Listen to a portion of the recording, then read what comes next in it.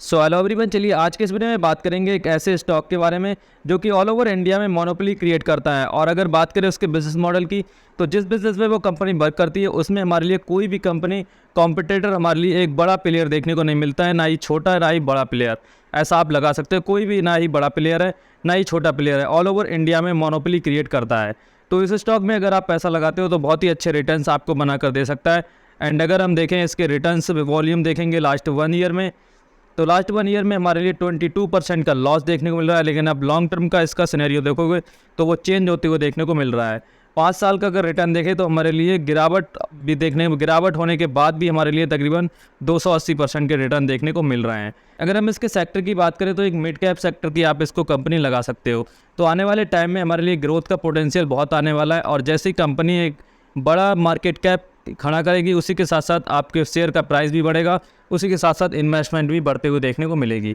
तो चलिए सबसे पहले इसका क्विक एनालिसिस कर लेते हैं। सो अभी हम आ गए इसके फाइनेंसिंग की ओर। सबसे पहले देखेंगे मार्केट कैप। तो मार्केट कैप देखोगे तो 47,412 करोड़ का मार्केट कैप, करंट प्राइस 593 का। स्टॉक की अगर पी देखेंगे तो हमारे 50 की, बुक वैल्यू 28, डिविडेंड डील देखेंगे तो 0.59% की देखने को मिल रही है। रिटर्न ऑन कैपिटल एम्प्लॉयड देखेंगे तो 51% की, रिटर्न ऑन इक्विटी देखेंगे तो 39% की, जो कि बहुत ही हाई हमारे लिए देखने को मिल रही है। बाकी फेस वैल्यू 2 की देखने को मिल रही है। तो ऑलमोस्ट अगर सारे पैरामीटर देखें तो बहुत ही अच्छे पैरामीटर्स हमारे लिए देखने को मिल रहे हैं। एंड अगर हम इसका दूसरा पॉजिटिव पॉइंट देखेंगे तो अगर आप इसका इंडस्ट्री पी देखोगे तो इंडस्ट्री पी कितने का है, 50 का। भाई अगर दूसरी साइड देखोगे आप स्टॉक पी, तो स्टॉक पी भी 50 का है। यानी कि आपको जो वैल्यूएशन देखने को मिल रहा है, वैल्यूएशन भी बहुत ही फेयर वैल्यू पे देखने को मिल रहा है। और अगर आप वैल्यूएशन के हिसाब से इस शेयर को बाय करना चाहते हो तो अभी जाके ऑर्डर लगा सकते हो, इसमें बाइंग ऑर्डर लगा सकते हो, ठीक है। वहीं अगर कंपनी की बात करें कुछ पॉजिटिव और नेगेटिव पॉइंट की, तो फर्स्ट जो प्रॉज और कॉन्स को देख लेते हैं। प्रॉज अगर देखेंगे तो कंपनी ऑलमोस्ट डेट फ्री है, उसी के साथ साथ कंपनी ने क्वार्टरली बहुत ही अच्छे रिजल्ट पब्लिश करती है। उसी के साथ साथ अगर बात करें तो लास्ट 5 ईयर्स में जो हमारे लिए प्रॉफिट ग्रोथ देखने को मिल रही है, डबल डिजिट से देखने को मिल रही है। 23.8% की कैगर से इसकी प्रॉफिट ग्रोथ बढ़ते हुए देखने को मिल रही है। एंड उसी के साथ साथ लास्ट 3 ईयर्स के देखेंगे तो 31% से रिटर्न एंड इक्विटी हमारे लिए देखने को मिल रहा है, जो कि ट्रैक रिकॉर्ड देखेंगे लास्ट 3 ईयर्स का तो बहुत ही गुड देखने को मिल रहा है। उसी के साथ साथ डिविडेंड भी कंपनी देती है, जो कि हेल्थी डिविडेंड देती है 41% का। उसी के साथ साथ एक पॉजिटिव पॉइंट आप इसको भी लगा सकते हो कि जो डिविडेंड डेज है वो हमारे लिए इम्प्रूव्ड होते हुए देखने को मिला है। पहले 161 डे में, अब 111 डे में पेमेंट करती है। इसका मतलब ये है कि कंपनी जो डेट लेती है, किसी से भी कर्जा लेती है, तो पहले हमारे लिए 161 दिन में कंप्लीट कर देती थी, लेकिन उसको पहले हमारे लिए 161 दिन में उसको हमारे लिए रीपेमेंट कर देती थी, लेकिन अब 111 दिन में ही रीपेमेंट कर देती है। तो ये एक पॉजिटिव बात है, यानी कि कंपनी अपने सारे पैरामीटर्स को इम्प्रूव करते जा रही है और उसको एक अच्छी नई दिशा में लेकर जा रही है। नीचे आएंगे तो हमारे लिए कुछ इसके नेगेटिव पॉइंट भी देखने को मिल जाते हैं।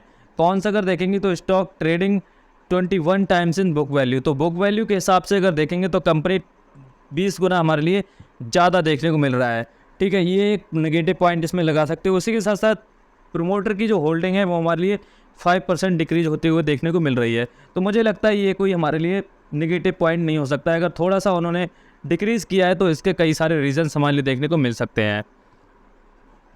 उसी के साथ साथ एक चीज़ हमारे लिए और नेगेटिव देखने को मिल रही है, जो कि ये सेल्स ग्रोथ कंपनी की 4.34% से बढ़ते हुए देखने को मिल रही है।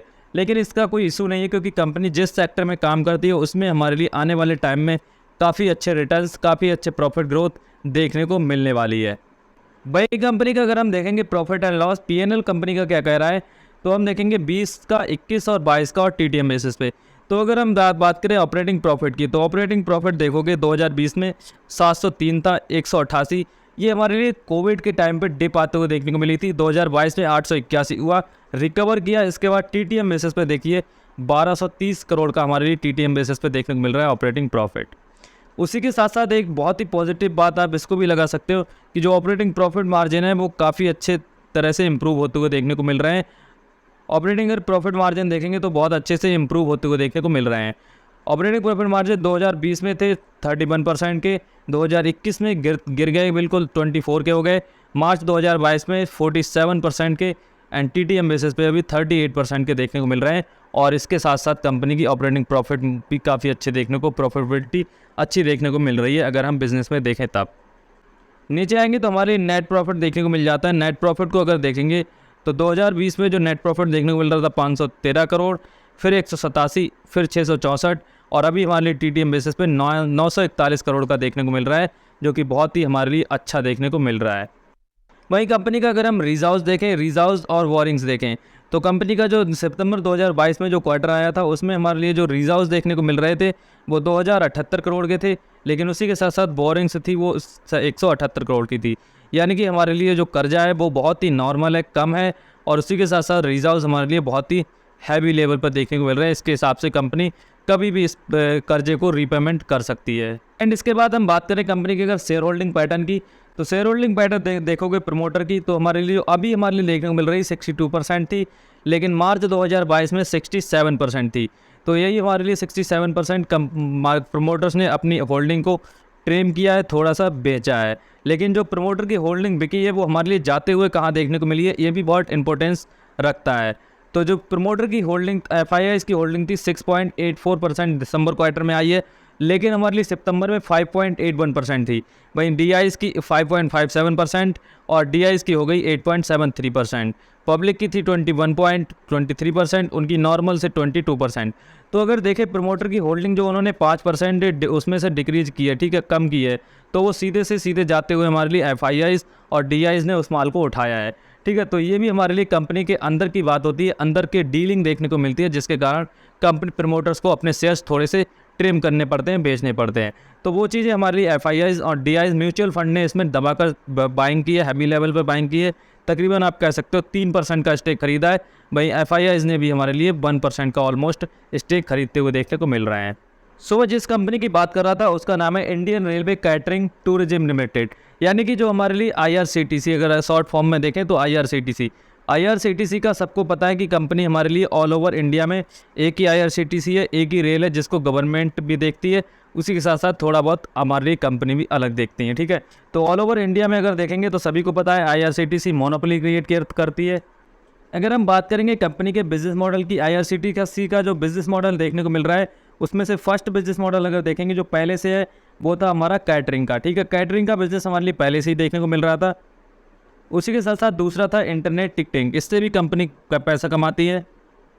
इंटरनेट टिकटिंग हो गया, या हम दूसरी चीज़ बात करें पैकेजिंग, ड्रिंकिंग वाटर, इसको भी कंपनी वर्क करती है। उसी के साथ साथ हमारे लिए इसके काफ़ी सारे ब्रांड देखने को मिल रहे हैं, जैसे कि रेल नीर भी हमारे लिए इसमें देखने को मिल रहा है। अगर आप इसका बिजनेस मॉडल देखोगे तो हमारे लिए बहुत लंबी लिस्ट हो जाएगी, वीडियो काफ़ी लंबी हो जाएगी, इसलिए मैं शॉर्ट फॉर्म में बता देता हूँ।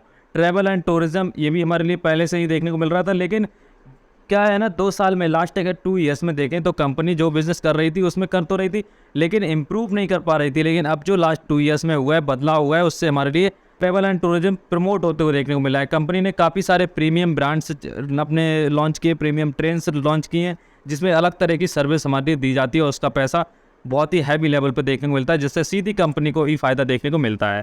अगर ट्रैवल टूरिज्म की बात करें, स्टेट ट्रीटा की बात करें, ये भी हमारे लिए देखने को मिलती है।